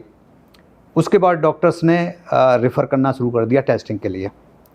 तो जब शुरुआत में टेस्टिंग हुई तो उसके दो परिणाम हुए, बिल्कुल एक्सट्रीम अपोजिट। एक तो ये हुआ जो आपने कहा कि बहुत सारा डायग्नोस्टिक हमारी एक फील्ड डेवलप हुई सर, बिल्कुल। एक नेगेटिव ये हुआ कि जो नैरेटिव क्रिएट हुआ कि आप जाइए प्राइवेट में तो डॉक्टर्स जो हैं अननेसेसरी टेस्ट लिख देते हैं। तो ये नेगेटिव साइड हुई। Yes yes, absolutely right sir. तो जो राइट साइड है, हम उसी को, जो अच्छी चीज़ है उसी की मैं बात करूंगा। नेगेटिव साइड तो नेगेटिव है, उसके विषय में मैं नहीं करूंगा ज़्यादा डिस्कशन। तो उसमें ये हुआ कि जो ये जब डायग्नोस्टिक होने लगी, एविडेंस बेस्ड मेडिसिन आ गई, और चाहे वो कोर्ट्स हों या चाहे जो पढ़े लिखे लोग हैं, और फिर गूगल आ गया हमारा 2006-8 के अराउंड, जिसमें कि सर्च इंजन आ गया जो गूगल का। तो उसमें जो बहुत सारी चीज़ें इन्फॉर्मेशन जो आ गई, तो इन्फॉर्मेशन अवेयरनेस बढ़ गई लोगों की, और उसमें लोग समझने लगे, और उसकी वजह से मार्केट बढ़ा फिर डायग्नोस्टिक का। तो आप शुरू में तो सीबीसी होता था, रूटीन बस हो गया, एक शुगर कर दिया, ये दो चार चीज़ें कर दी। आज की डेट में thousands and thousands of the investigations are available. हमारे श्रोताओं को बहुत सारी चीज़ों का तो हम यहाँ बताना नहीं चाहेंगे, बिकॉज श्रोता कुछ टेक्निकल फील्ड से भी हो सकते हैं, नॉन टेक्निकल फील्ड से भी हो सकते हैं। तो मैं कोशिश करूँगा कि जो एक जनरलाइज्ड व्यू देने के लिए। जी आज की डेट में डायग्नोस्टिक एंड थेराप्यूटिक्स दो ऐसे फील्ड हैं जिनमें कि बूम है, जिसको हम कह सकते हैं। डायग्नोस्टिक में पहले कुछ जो कल्चर बेस्ड चीज़ें होती थी, लेकिन आज की डेट में जो ज़माना है बायोमार्कर्स का एंड मॉलिक्यूलर टेक्नोलॉजी का। बिल्कुल। तो मॉलिक्यूलर जो डायग्नोस्टिक्स है उसमें इतना ज़बरदस्त बूम है, और बायोमार्कर में तो अगर हम मार्केट वैल्यू देखें, इंडिया एलोन मॉलिक्यूलर टेस्टिंग में जो आज से हम 3-4 साल पहले देखें तो अबाउट 200 मिलियन का था, जो 2030 में 1400 मिलियन होने वाला है। 200 to 1400 million. Exactly. So you can imagine कि सडनली, एंड इंक्लूड्स ओबियसली इसमें ये जो कोविड इंक्लूडेड है, कोविड की वजह से एकदम जो बढ़ा है, तो मॉलिक्यूलर हुआ है। दूसरा इन्फेक्शियस हाँ, डिजीजेज हो गए, फ्लूज हो गए सब। तो और एक जो दूसरा मार्केट जो बहुत ज़्यादा तेज़ी से बढ़ रहा है वो बायोमार्कर रिसर्च का है। तो बायोमार्कर में एक बायोमार्कर होता है कि डिजीज़ के इनडायरेक्ट एविडेंसेस, जिसको हम बायोमार्कर कहते हैं, कि वो एक पर्टिकुलर डिजीज़ में या डिजीज़ बॉडी में, नॉर्मल बॉडी में इस तरह से होगा, एक डिजीज़ बॉडी में बड़ा हुआ होगा जी। तो बायोमार्कर पर्टिकुलर जब से, क्योंकि कैंसर में उसका बहुत बड़ा रोल है एंड पहले कोई ग्रोथ आ गई, सर्जरी की, पैथोलॉजी की उसकी, तब पता चलता था जी। आज की डेट में बायोमार्कर्स इतने एडवांस्ड हो गए हैं जिससे कि हम पता लगा सकते हैं कि कैंसर का 2-4 सेल भी अगर हैं बॉडी में और सर्कुलेट हो गई हैं कहीं, तो हम उसको डिटेक्ट कर सकते हैं। So sensitive, highly sensitive biomarkers.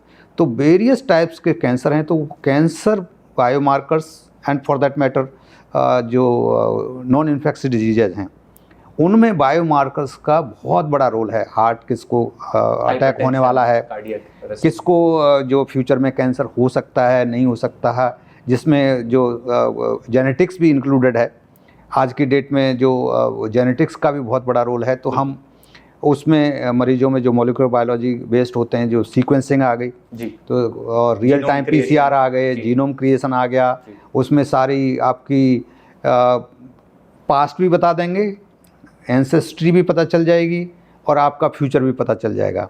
तो मैं तो हमेशा जब HIV के टाइम से, जब मैं नाको जो WHO का मैं कंसल्टेंट था, नेशनल एड्स कंट्रोल ऑर्गेनाइजेशन में 99 में वहाँ काम किया, 2000 में, तो तभी भी मैं जो यंगस्टर्स होते थे और मैं अपने ट्रेनर को, बिकॉज हम ट्रेन करते थे ट्रेनर्स को, तो वहाँ हम यही पढ़ाते थे कि जो पुरानी जो पत्री, जन्म पत्री वगैरह जो होती है, उसके बजाय अपने बुड-बी का HIV टेस्ट करके देख लो, जो आपके जिनसे शादी होने वाली, बिकॉज बहुत सारे कपल्स ऐसे अनफॉर्चुनेट हुए कि उनको पता चला कि वो तो HIV पॉजिटिव था और एक इनोसेंट लड़की की, या वाइस वर्सा, दोनों, बट लड़कियों के साथ राइट की पास होती है जनरेशन। नहीं, इन्फेक्शियस डिजीज है। तो वो किसी लड़की, इनोसेंट लड़की थी, किसी ने कुछ पूछा नहीं, लड़का पता चला HIV पॉजिटिव है, और HIV कुछ सालों तक तो एसिम्प्टोमेटिक रहता है, उसके बाद पता चला कि वो तो पॉजिटिव है, उसकी ज़िंदगी बर्बाद हो गई, लड़की भी, वो भी मर गया, वो भी मर गई। तो इस तरह से तो मैं कहता था। और आज की डेट में बियॉन्ड HIV, तब हम HIV की बात करते हैं, बट अब तो ये भी है कि बहुत सारी जेनेटिक डिजीजेज हैं, क्योंकि मैं अब जेनेटिक्स में ज़्यादा नेचुरली अपना एक सेंटर खोला है, तो उसमें मैं फोकस कर रहा हूँ उस पर। बहुत सारी जैसे हीमेटोलॉजिकल डिजीजेज हैं, सिकल सेल एनीमिया है, या जो हीमोफिलिया है, बहुत सारी SMA है, हंटिंगटन्स हैं, ये सारी बीमारियों का बचपन में ही, और इनफैक्ट बचपन से पहले ही, आज बुड-बी जो लड़का लड़की की, उनकी अगर जन्म पत्री दिखानी, पुराने ज़माने में जो जन्म पत्री वो उससे देखते थे, एस्ट्रोलॉजी से जी।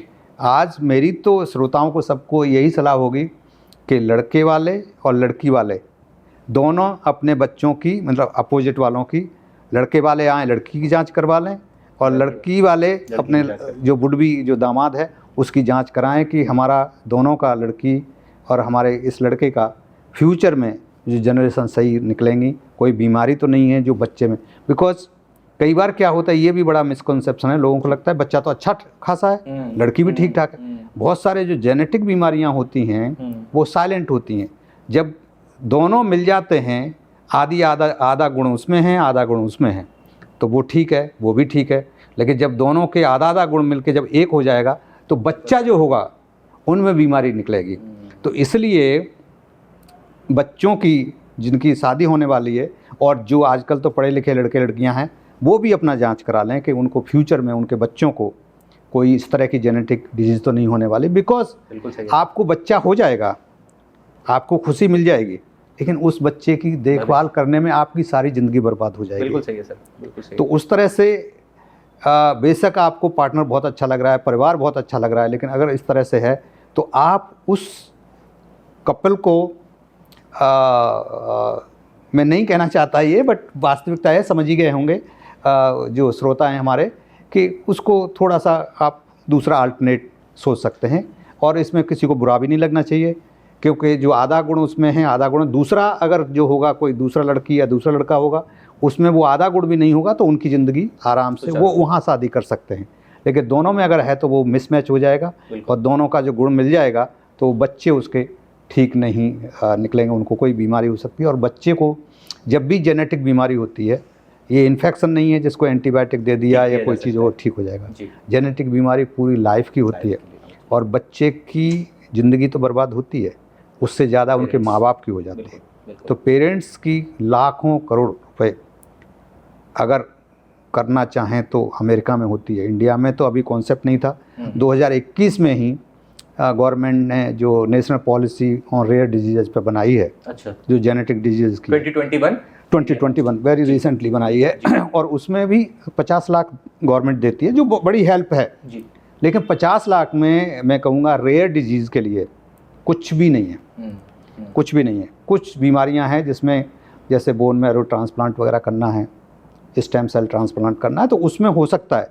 लेकिन बहुत सारी बीमारियां ऐसी हैं जिसमें मल्टीपल इंजेक्शन या मल्टीपल टाइम्स उनके इतनी कॉस्टली, जैसे अब बहुत सारी थेरेपी आई हैं, हेमेटोलॉजिकल कंडीशंस हैं, कैंसर्स हैं, उनके जो कॉस्ट ही करोड़ों में है। बिल्कुल सही बात है। तो 50 लाख रुपए से इवन दो गवर्नमेंट का बहुत सराहनीय काम है, लेकिन वो सफिशिएंट नहीं है। फिर उसके ऊपर से उनकी देखभाल करना, बाकी चीज़ें करना, ये बहुत ज़िंदगी एक तरह से वो हो जाती है। तो मेरी सलाह सारे श्रोताओं को ये होगा कि जीनोम पत्री जिसको कहते हैं, आजकल जो पुराने ज़माने में जन्म पत्री कहते थे, जन्म पत्री ही जो जेनेटिक तरीके से इसकी जन्म पत्री बनवाई हो, अगर आपने कि इसको HIV नहीं है, हेपेटाइटिस नहीं है, इसको ये वैक्सीन लग गई है, इसको ये लगा हुआ है, इसको ये जीन में कोई प्रॉब्लम नहीं, इस जीन में कोई प्रॉब्लम नहीं, सारी चीज़ें वो पत्री आपके सामने अगर आ जाए तो वो आपकी ज़िंदगी भी सुखद रहेगी और बच्चा भी आपका स्वस्थ पैदा होगा। बिल्कुल सही बात कही सर आपने। I think just to put things in the normal language, मतलब आम आदमी के लिए, कि भाई आप कोई भी रिश्ता कायम करने जा रहे हैं, ये एडवाइजेबल है कि आप सामने वाले व्यक्ति का भी टेस्ट करा लें, ताकि कोई भी ऐसी बीमारी या ऐसी प्रॉब्लम जो कि इलाज हो सकता है, जिसका अगर समय रहते वो टेस्ट कराएंगे आप तो आपको पता चलेगा, आप उसका इलाज करा सकते हैं और उसके बाद आप अपना फैसला लीजिए, ताकि आने वाली जो पीढ़ियां हैं उनको किसी प्रकार की समस्या ना हो, they must be disease free population.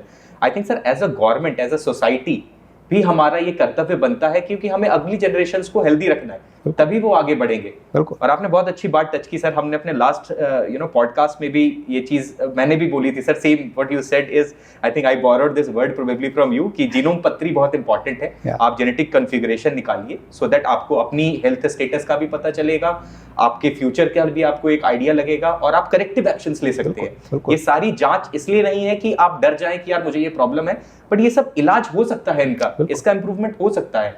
तो आपको पता चल जाएगा कि यार ये प्रॉब्लम है, तो शायद आप उसका सॉल्यूशन पे काम करेंगे। अगर आपको पता ही नहीं है प्रॉब्लम है सर, आई थिंक कैंसर के केस में, I don't know, you can probably guide it, कि मोस्टली केसेस हमें स्टेज 3 स्टेज 4 वहां पर पता चलते हैं। अगर शायद वो स्टेज 1 पे, जैसा आपने बोला कि अभी तो ऐसी टेक्नोलॉजीज है कि आपका स्टार्ट होगा इनिशियल लेवल पे ही तो पता चल जाएगा, राइट? तो आई थिंक हम बहुत सारी जिंदगियां बचा सकते हैं अगर सही समय पे वो हम डायग्नोज कर पाए। बिल्कुल। एंड आई थिंक वही डायग्नोस्टिक्स की सर इंपॉर्टेंस मुझे भी समझ आती है, या जो आपने बताया सर मुझे उससे भी यही समझ में आता है कि बहुत इंपॉर्टेंट चीज है कि आप हमेशा टेस्ट कराएं और डायग्नोस्टिकली अपने आप को प्रॉपरली मेंटेन रखें वो सारे रिकॉर्ड, ताकि आपको पता रहे क्या होने वाला है। Sir anything sir? हाँ, नटसेल में मैं यही कहना चाहूँगा कि कई बार, जैसा कि मैंने अभी 2 मिनट पहले जो कहा था कि लोगों में एक नैरेटिव बन जाता है कि बहुत सारे डॉक्टर अब फालतू के टेस्ट कराते हैं जी। कुछ हद तक सही हो सकता है, मैं नहीं जाऊँगा उस चीज़ में, लेकिन ज़्यादातर केसेस में इसकी आपको फ़ायदा बहुत होता है। बिकॉज जैसा कि हम बात कर रहे हैं ये कि बहुत सारे बायोमार्कर्स ऐसे हैं, तो अगर आपकी प्रोफाइलिंग पूरी तरह से की गई है तो उसमें बहुत सारी चीज़ों का आपको पता चल सकता है। जैसे पुराने ज़माने में डायबिटीज़ है, आपने केवल शुगर कराया है, शुगर आप एक रात को कुछ खा के नहीं गए, बहुत सारे हमारे स्मार्ट पेशेंट्स आते हैं जी। वो कुछ नहीं खा के आएंगे तो उनका शुगर नॉर्मल आ जाएगा। लेकिन अगर A1C करेंगे नॉर्मल पेशेंट में, उनमें भी एनीमिया है या कोई डिजीज है तो उसका भी कोई वैल्यू ज़्यादा नहीं है, बट हाँ नॉर्मल आदमी में अगर A1C करा रहे हैं तो नेचुरली उसमें पता चल जाएगा कि 3 महीने आप क्या कर रहे हैं। आज बेशक आपका शुगर नॉर्मल है, बट आप वाकई में उसको अच्छी तरह से नहीं रख रहे। हेपेटाइटिस है, हेपेटाइटिस बी है, हेपेटाइटिस सी है, इनका भी अगर आज की डेट में जो फुल चेकअप जिसको करते हैं वेलनेस क्लिनिक में या जो फुल बॉडी बहुत सारी इंश्योरेंस कंपनीज कर रही हैं, उनमें भी आपको पता चल जाता है कि आपको HIV नहीं, हेपेटाइटिस बी नहीं, हेपेटाइटिस सी नहीं। हेपेटाइटिस बी और सी हमारे देश में जो लिवर कैंसर के बहुत बड़े स्रोत हैं जिनकी वजह से लिवर कैंसर होता है। तो हेपेटाइटिस बी है, हेपेटाइटिस सी है, दूसरे जो नॉर्थ ईस्ट में हमारे एप्स्टीन वायरस है वो है, या हाँ बहुत सारे सर्वाइकल कैंसर है, तो पैप स्मीयर वगैरह जो हैं वो उनकी जांच कराएं जो लेडीज़ हैं। बार बार ये जो आती रहती है, गवर्नमेंट के बहुत सारे प्लेटफॉर्म्स बताते रहते हैं कि आप पैप स्मीयर कराते रहें, जानकारी आप लेते रहें।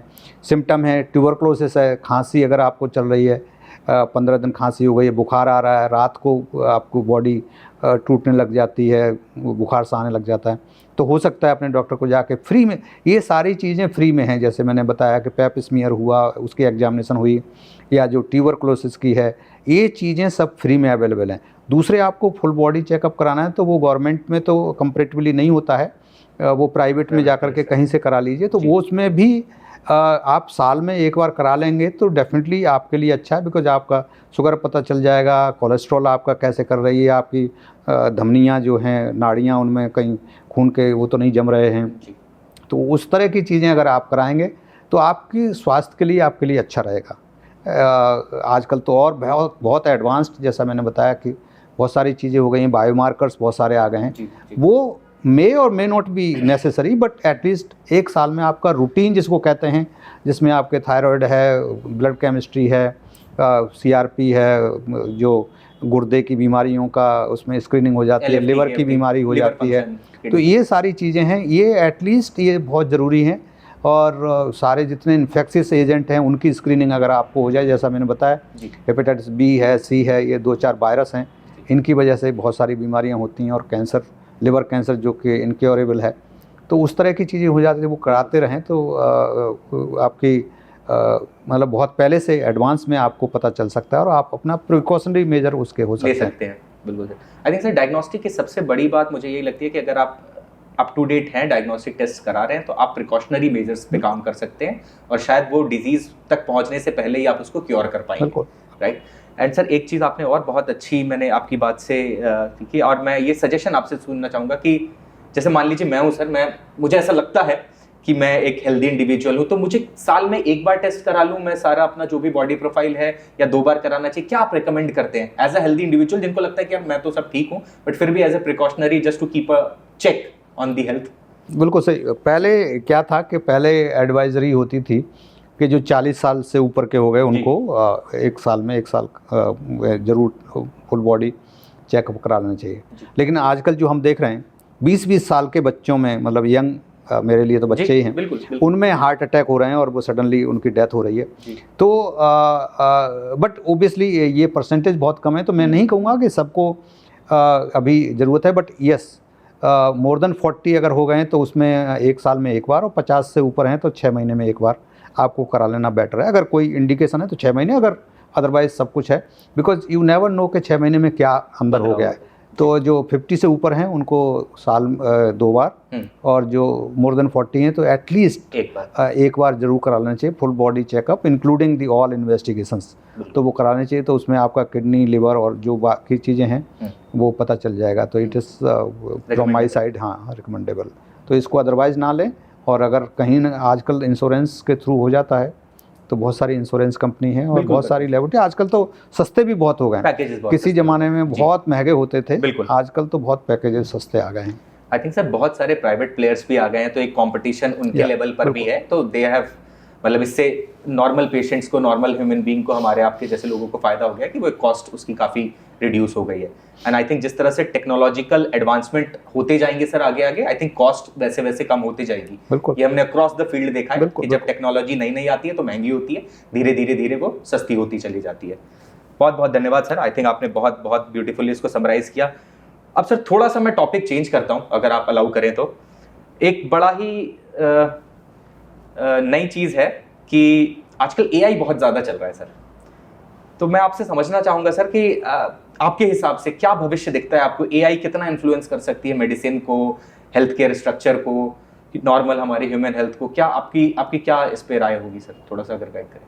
नहीं, ये जो कॉमन पब्लिक के लिए तो आप पहली बार पूछ रहे हैं, बट अदरवाइज मेडिकल फील्ड में ये बहुत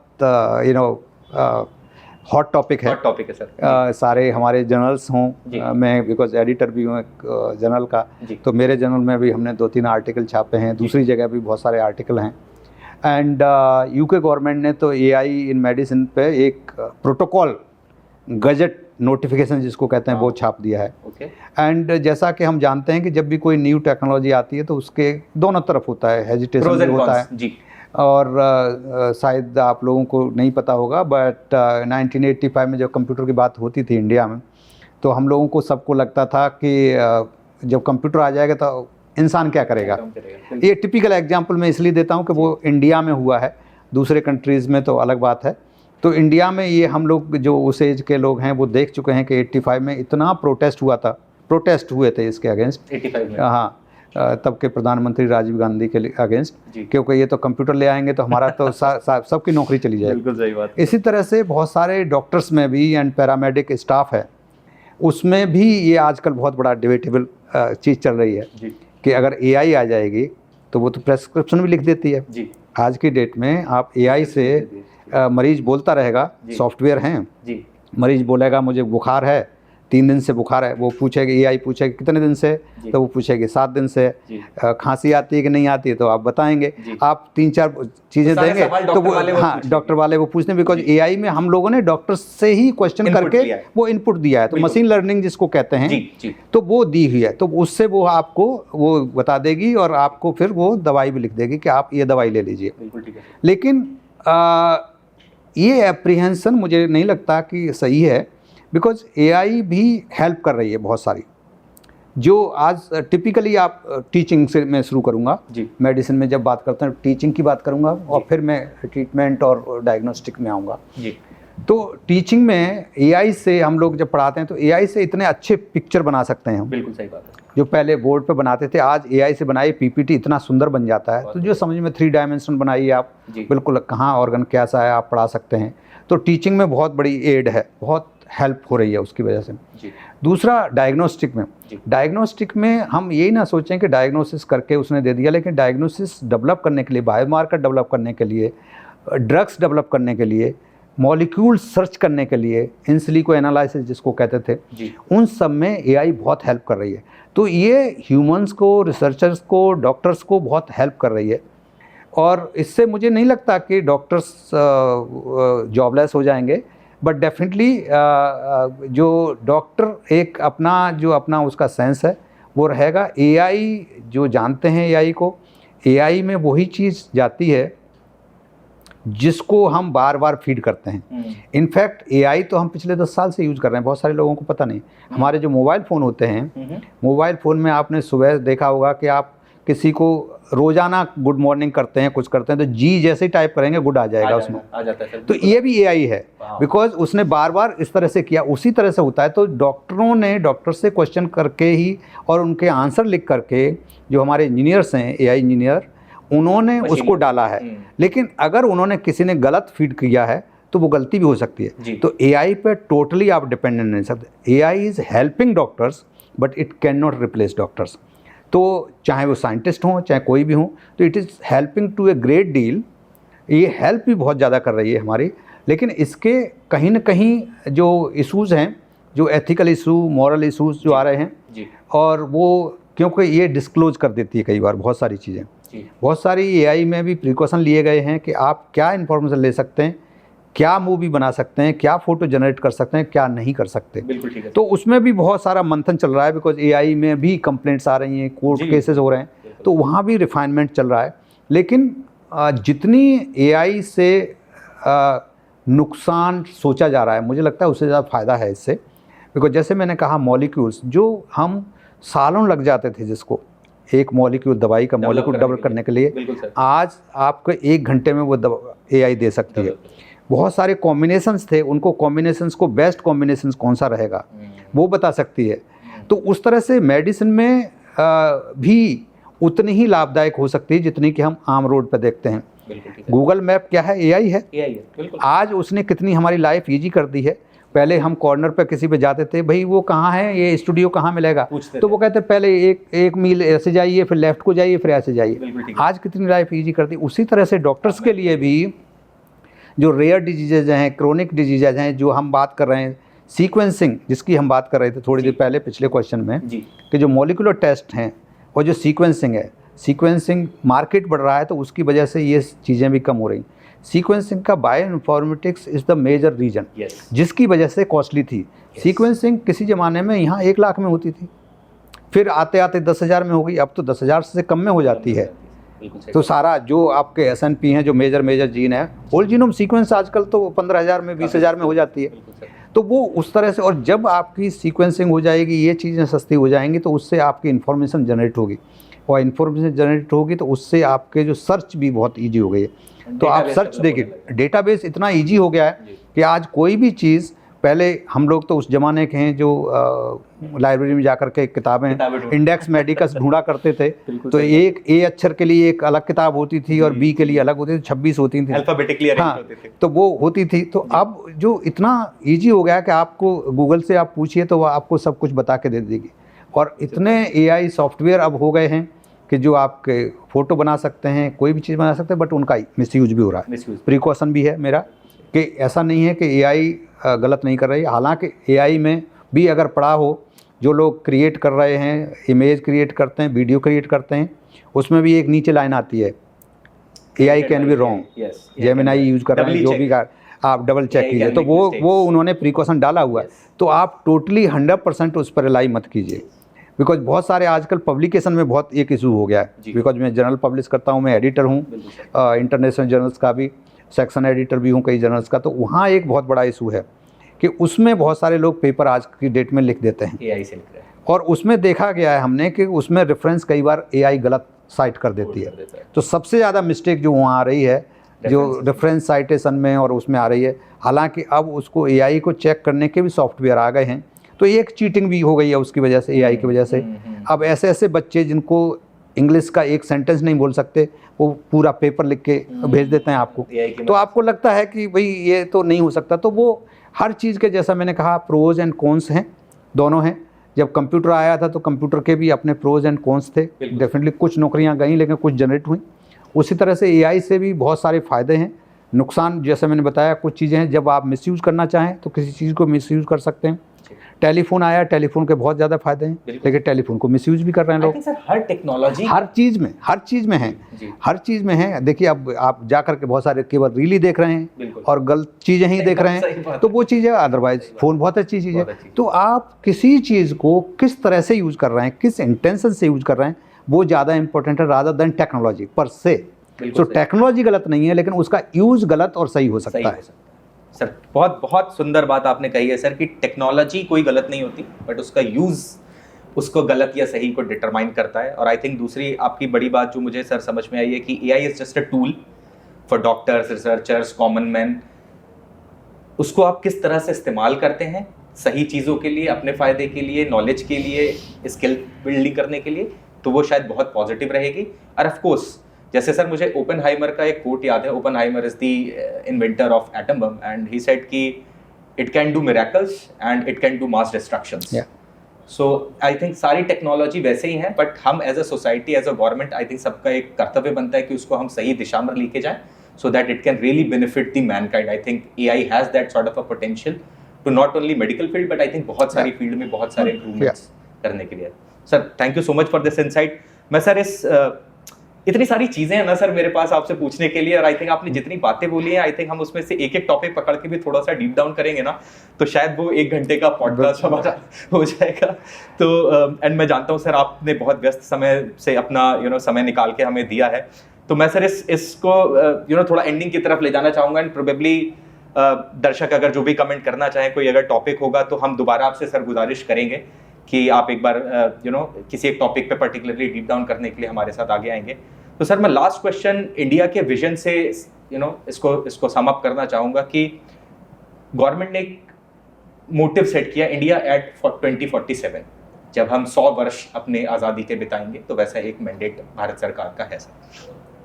आपने चूंकि एक बहुत लंबा अनुभव सरकारी सुविधाओं में जो हेल्थ केयर से जुड़ी हुई रही हैं, एम्स जैसे बड़े संस्थानों के आपने कार्यभार संभाला है sir, and I am sure आप ऐसे बहुत सारे आपके सर्किल में लोग होंगे जिनके से आपका डेली डिस्कशंस होते होंगे इन चीज़ों पे। मैं सर आपका परव्यू समझना चाहूँगा with respect to lab medicine, diagnostics, health care, कैसे देख रहे हैं सर अगले जो ये 17 और ऑलमोस्ट 20-21 साल अभी हैं हमारे पास, India 2047 from a health care lens, from a your lens, किस तरह से आप देखते हैं सर? या अगर ऐसा मैं इसको थोड़ा सा फ्लिप भी करता हूँ कि कोई व्यक्ति यदि 2047 में जब भारत पहुंचेगा तो आपका ये पॉडकास्ट देख रहा होगा, तो वो एक क्या मैसेज आप उसको समराइज करना चाहेंगे जो शायद उस समय भी बहुत रेलेवेंट लगे? Thank you. So I think India is progressing in the field of all fields, but definitely medical field में बहुत डेवलप हो रही है।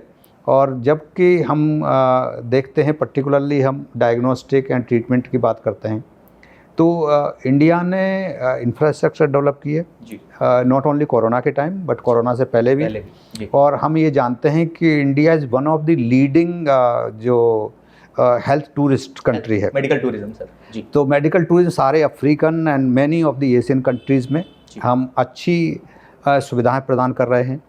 हमारे कंसल्टेंट्स जो नॉलेज बेस है हमारा, जो डॉक्टर्स का, वो अक्रॉस द वर्ल्ड थोड़ा सा अभी हमारी एजुकेशन में अनफॉर्चुनेटली कुछ सालों में जो डाउनफॉल हुआ है, बट बेसिकली जो ट्रेनिंग थी हम लोगों की, जो डॉक्टर्स की ट्रेनिंग इंडिया में जो होती है जी, उतनी अच्छी ट्रेनिंग, बिकॉज मटेरियल हमारे पास बहुत है, मरीज बहुत होते हैं, और मेडिकल प्रोफेशन जो होता है उसकी बेस्ट टीचर मरीज ही होते हैं। जी बिल्कुल सही बात है। किताबें आपको बहुत सारी चीज़ें पढ़ा सकती है, लेकिन जो फर्स्ट हैंड एक्सपीरियंस जो आता है वो मरीजों से आता है, प्रैक्टिकल इम्प्लीमेंटेशन। तो बहुत सारे जो वेस्टर्न वर्ल्ड है उनके पास बहुत सारी किताबें, tools, machines, diagnostics, everything is there, but उनके पास मरीज नहीं होते, तो variety of patients, variety of diseases वो नहीं देख पाते हैं। तो इंडिया में हमारे पास बहुत सारा जो वो होता है, तो उसमें जो हमारा जो इंफ्रास्ट्रक्चर डेवलप हुई, नंबर 1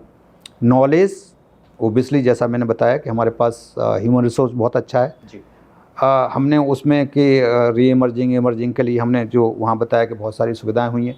दूसरी चीज़, गवर्नमेंट ने जो सबसे चीज़ जो हुई है, एक डिजिटल डाटा कलेक्शन, जो मिनिस्ट्री में एक अलग से डिपार्टमेंट बनाया गया, जिसमें कि सबका डिजिटल रिकॉर्ड, जिसके आभा इलेक्ट्रॉनिक जो हुआ है, उसमें कुछ इशूज़ थे जिसमें कि एथिक्स इसमें कुछ इन्वॉल्व इशू थे, बट वो भी काफ़ी हद तक वो रिजॉल्व हो गए हैं। तो वो एक बहुत बड़ा डाटाबेस है, और वो डाटाबेस हमारा इतना बड़ा रिसोर्स हो सकता है कि वर्ल्ड के लिए, अपने लिए भी और वर्ल्ड के लिए भी, उसमें हमारी क्या क्या डिजीज़ हैं, किस तरह से डायग्नोस करते हैं, क्या क्या ट्रीटमेंट हैं, क्या क्या जेनेटिक डिजीज़ हैं, क्या क्या किस तरह से डिजीज़ हैं, तो ये सारी चीज़ें होंगी। और जो इंश्योरेंस का हमारे कंट्री में जो आना हुआ है, और जो spread of the national institute, जिसमें एम्स एंड एम्स के अलावा भी जो PMSSY ने जो स्प्रेड किया है, दूसरे मेडिकल कॉलेजेस को सपोर्ट किया है, तो उसमें बहुत सारी सुविधाएं डेवलप हुई। और मुझे लगता है कि आज की डेट में जैसे कि हम किसी भी सिचुएशन से हैंडल करने के लिए हम रेडी हैं, एंड फ्यूचर में मुझे लगता है कि हम और प्रोग्रेस करेंगे, और बाई 2047 मुझे लगता है कि we will be at par with any western world. I think sir, मैं I cannot tell you how much excited I am by hearing this statement that by India at 2047 we'll be probably equivalent to any top end institutions of the world in terms of medical fraternity, and शायद हम कुछ चीज़ों में आगे भी निकल जाएं। I think बहुत sir, and as I said कि I think with you coming here discussing with us it means a lot। बहुत सारे ऐसे टॉपिक्स हमने डिस्कस किए जिस पे हम बहुत डीपली जा सकते हैं, डिस्कस कर सकते हैं, but really thankful sir. I think आपका जो मार्गदर्शन मिला है फ्रॉम दी कि बेसिक इंफ्रास्ट्रक्चर कैसा होना चाहिए, लोगों को किस तरह की अवेयरनेस चाहिए, जीनोम पत्री पे काम करना चाहिए, साल में एक बार मिनिमम कम से कम टेस्टिंग कराएं, अगर आप 40-50 के ऊपर हैं तो 2 बार कराएं। आई थिंक ये सारी बेसिक चीज़ें हैं जो हमें as a country, as a society, more healthier society की तरफ मूव करती हैं। So sir, thank you so much for coming here, getting your time out, and really happy to host you. Thank you indeed. भविष्य में भी sir हमें आपकी बहुत मार्गदर्शन की आवश्यकता पड़ेगी, ऑलवेज। तो I am really looking forward to having you more in the future. जब भी आपको समय मिले सर प्लीज गाइड करिएगा. Sure, love sure. To have you and thank you so much. Thank you thank you thank सो ये थे professor doctor Sarman Singh, जिन्होंने अपने अभूतपूर्व ज्ञान से, एक्सपीरियंस से हम सबको अवगत कराया कि हम हेल्थ केयर में किस पायदान पर खड़े हैं और हम कहाँ तक पहुँच सकते हैं, क्या हमारा पोटेंशियल है. So I think with this we end this podcast. I wish you all a very healthy life. Make sure you go through all your proper testing and medical, whatever needs you have. And हम ऐसे ही और guest को लाते रहेंगे. So thank you so much and have a great time.